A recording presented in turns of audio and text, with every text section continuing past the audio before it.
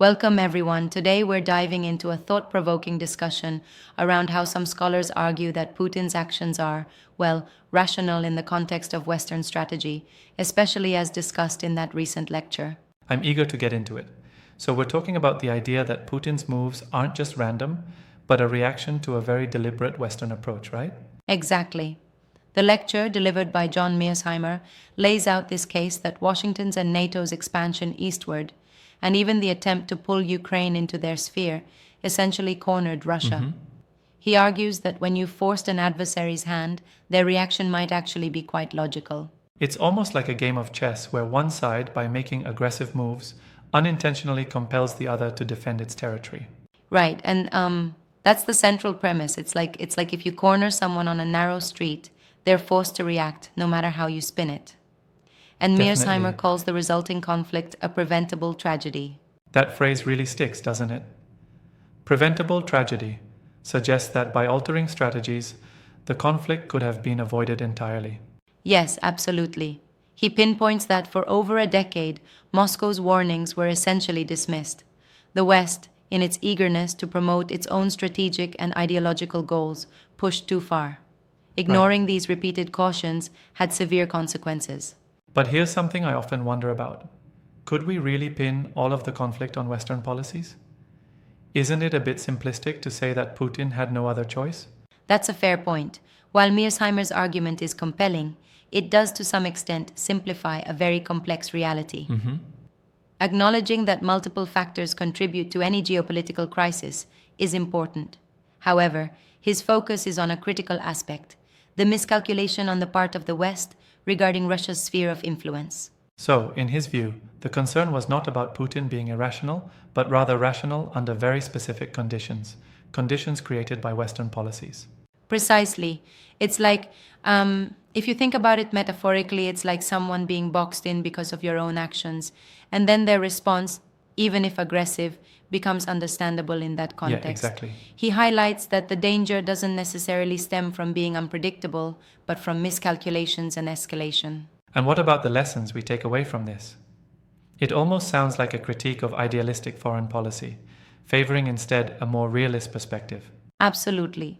Mearsheimer stands firmly in the realist school of thought, the idea that states act primarily out of national interest and that power dynamics are the deciding factor. Yup, His analysis forces us to question whether ideological pursuits inadvertently lead us into conflicts we could avoid.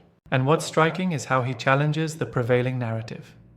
Instead of painting Putin as a lone irrational actor, he instead places the roots of the conflict in specific policy decisions. Right, it's quite a shift from the mainstream depiction. In his view, Washington's expansion of NATO and the subsequent incorporation of Ukraine into that orbit left Russia feeling encircled, a scenario where any reaction can be seen as rational in terms of preserving security. It's a tough pill for some to swallow. Yeah, and it raises tough questions about accountability on all sides. But don't you think there's a risk that this argument might be used to justify aggressive actions? I hear you, and it's a valid concern. Critics argue that labeling any aggressive response as rational could, in a way, legitimize forceful measures and escalate tensions Right. further. It's a double-edged sword.